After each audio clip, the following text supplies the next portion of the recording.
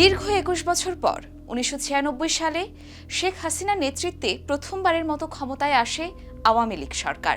আর তখন থেকেই জামায়াতে ইসলামের সাথে বেশ বিরোধপূর্ণ একটি সম্পর্ক চলে আসছিল। আওয়ামী লীগ ক্ষমতায় থাকা অবস্থায় বিরোধী রাজনৈতিক দল বিএনপির সাথে ১৯৯৯ সালে জোট বাঁধে জামায়াতে ইসলামী। প্রায় আড়াই দশকের বন্ধুত্বপূর্ণ সম্পর্কে আচ্ছন্ন ছিল বিএনপি এবং জামায়াত। তারা পরবর্তীতে জোট সরকার গঠন করেছিল, এমনকি ২০০১ সালে ক্ষমতাতেও এসেছিল। তবে বর্তমানে তাদের সম্পর্কের টানাপোড়েন বেড়েই চলেছে, বিশেষত নির্বাচনী পরিস্থিতি এবং রাজনৈতিক উদ্দেশ্যে একে অপরকে খোলাখুলি সমালোচনা করছে। ২০০১ সালে বিএনপি জামায়াতের নেতৃত্বাধীন ৪ দলীয় ঐক্যজোট রাষ্ট্র ক্ষমতায় বসার পর থেকে বিভিন্ন ইস্যুতে দল দুটির মধ্যে কিছু টানাপোড়েন তৈরি হলেও জোট নিয়ে কোনো ধরনের সংকট তৈরি হয়নি। ২০০৮ সালে নবম জাতীয় সংসদ নির্বাচনে একসাথে অংশগ্রহণ করেছিল দল দুটি। ২০০৯ থেকে ২০২৪ সাল পর্যন্ত টানা ১৫ বছর রাষ্ট্রীয় ক্ষমতায় থাকা অবস্থায় আওয়ামী লীগ সরকার বিএনপি এবং জামাতের শীর্ষ নেতাদেরকে বিচারের মুখোমুখি করেছিল।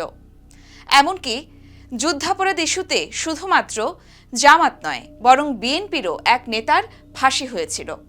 আওয়ামী লীগ সরকার ক্ষমতা ছাড়ার আগ পর্যন্ত বিএনপির চেয়ারপারসন বেগম খালেদা জিয়াকে সাজাপ্রাপ্ত করেছিল এবং গৃহবন্দীও রেখেছিল।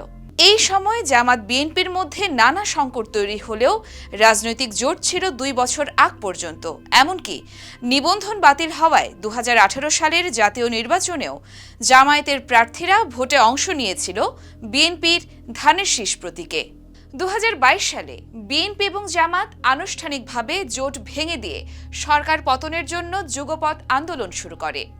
বৈষম্য বিরোধী আন্দোলন যখন তীব্র আকার ধারণ করে ২০২৪-এর ১ আগস্ট, তখন আওয়ামী লীগ সরকার জামাতকে নিষিদ্ধ ঘোষণা করে। ৫ই আগস্ট শেখ হাসিনার সরকার পতনের পরই সশস্ত্র বাহিনীর সাথে বৈঠক, নতুন সরকার গঠন প্রক্রিয়া কিংবা শপথ গ্রহণ অনুষ্ঠান সব জায়গায় বিএনপি ও জামাত একসাথে অংশ নিয়েছিল। তাদের সাথে ছিল গত ১৫ বছরে গণতান্ত্রিক আন্দোলনে থাকা অন্য আরও কয়েকটি রাজনৈতিক দলও। ছাত্র জনতার গণ অভ্যুত্থানের মুখে শেখ হাসিনার দেশ ত্যাগের পর বাংলাদেশের রাজনীতিতে এখন নিষ্ক্রিয় আওয়ামী লীগ। এমন অবস্থায় দীর্ঘদিনের রাজনৈতিক মিত্র বিএনপি এবং জামায়াতে ইসলামীর রাজনীতিতে সরব হওয়ার পরে কেন এরকম বৈরী এবং অবন্ধুত্বপূর্ণ সম্পর্ক তৈরি হলো, সে নিয়ে যাচ্ছে নানা মহলে প্রশ্ন।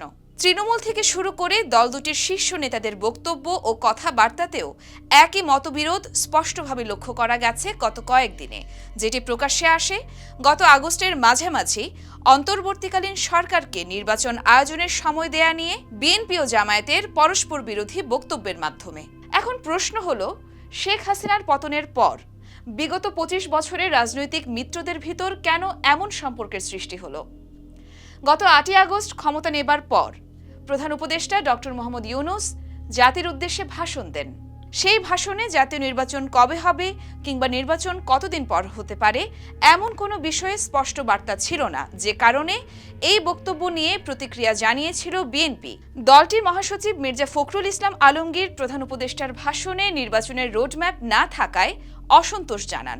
মিস্টার আলমগীর যখন এই প্রতিক্রিয়া জানিয়েছিলেন, তখন ফেনী, কুমিল্লা, নোয়াখালী অঞ্চলে বন্যা পরিস্থিতি ভয়াবহ রূপ ধারণ করে। বিএনপির মহাসচিবের এই প্রতিক্রিয়ার সমালোচনা করে জামায়াতের আমির ডক্টর শফিকুর রহমান বলেন, এখনো শত শত মানুষ হাসপাতালের বিছানায় কাতরাচ্ছে, রক্তের দাগ মোছেনি, বন্যায় দেশ আক্রান্ত। এই সময় কেউ নির্বাচন জিকির তুললে জাতি তা গ্রহণ করবে না। জামায়াত নেতার এই বক্তব্য ভালোভাবে নেয়নি বিএনপি। অধ্যাপক ইউনূসের নেতৃত্বে অন্তর্বর্তীকালীন সরকার গঠনের পর বেসামরিক প্রশাসন, পুলিশ ও বিশ্ববিদ্যালয় সহ বিভিন্ন জায়গা থেকে আওয়ামী লীগ সমর্থিতরা সরে যাচ্ছেন কিংবা সরিয়ে দেওয়া হয়েছে। সেসব জায়গায় নিজস্ব লোকের পদায়ন নিয়ে বিএনপি ও জামায়াতের মধ্যে এক ধরনের নীরব মনোমালিন্য চলছে বলে জানা যাচ্ছে। সংস্কার আগে নাকি নির্বাচন আগে, এই প্রশ্নে বিএনপি এবং জামায়াতকে মতবিরোধপূর্ণ আচরণ করতে দেখা গিয়েছে। বিএনপি শুরু থেকেই ন্যূনতম সংস্কার দিয়ে নির্বাচন যেন অতি দ্রুত সময়ে করা হয় সেই দাবি জানিয়ে আসছিল। অপরদিকে জামায়াতে ইসলাম চাচ্ছিল সার্বিকভাবে সংস্কারের পরে যেন নির্বাচন করা হয়। সর্বশেষ স্থানীয় সরকার নির্বাচন নিয়ে পরস্পর বিরোধী অবস্থান নিয়েছে দল দুটি। বিএনপি জাতীয় নির্বাচনের আগে অন্য কোনো নির্বাচন চায় না, আর জামায়াতে ইসলামী আগে স্থানীয় নির্বাচন চাইছে। এছাড়া জুলাই আগস্টে শেখ হাসিনার পতন আন্দোলনে বিএনপির ভূমিকাকে প্রশ্ন করে বৈষম্য বিরোধী আন্দোলন ও তাদের ঘনিষ্ঠ জাতীয় নাগরিক কমিটির নেতারা যে প্রশ্ন তোলেন, সেটি জামায়াতের ইন্ধনেই হচ্ছে বলে মনে করেন বিএনপির অনেকেই। বিএনপি দাবি করে, ছাত্রদের আন্দোলনে চূড়ান্তভাবে শেখ হাসিনা সরকারের পতন হলেও এর ভিত্তি তৈরি হয়েছে তারেক রহমানের নেতৃত্বে তাদের গত 15 বছরের আন্দোলনের মাধ্যমে। শিক্ষা প্রতিষ্ঠানে প্রভাব বিস্তারকে কেন্দ্র করে এক সময়ে রাজনৈতিক মিত্র বিএনপি এবং জামায়াতের ছাত্র সংগঠন, ছাত্রদল ও ছাত্র শিবিরের মধ্যে দ্বন্দ্ব প্রকট আকার ধারণ করেছে। কোথাও কোথাও তাদেরকে মুখোমুখি অবস্থান নিতে দেখা গিয়েছে, আবার ঘটেছে সংঘর্ষের মতো ঘটনাও। চলছে দোষারোপের রাজনীতি। 18 ফেব্রুয়ারি খুলনা প্রকৌশল ও প্রযুক্তি বিশ্ববিদ্যালয় অর্থাৎ কুয়েটে দুটি ছাত্র সংগঠন জড়িয়েছে রক্তক্ষয়ী সংঘাতে। প্রকাশ্যে আসতে শুরু করেছে ছাত্রদল ছাত্র শিবিরের মধ্যে সংঘাত। সব মিলিয়ে এখন পরিস্থিতি এমন পর্যায়ে দাঁড়িয়েছে, যদি প্রশ্ন করা হয় এই মুহূর্তে ছাত্রদল এবং ছাত্র শিবির যদি মুখোমুখি অবস্থান করে, তাহলে এর উত্তর কি হতে পারে? নিশ্চিতভাবেই বলা যায়, দুই দলই সহজে পিছু হটবে না।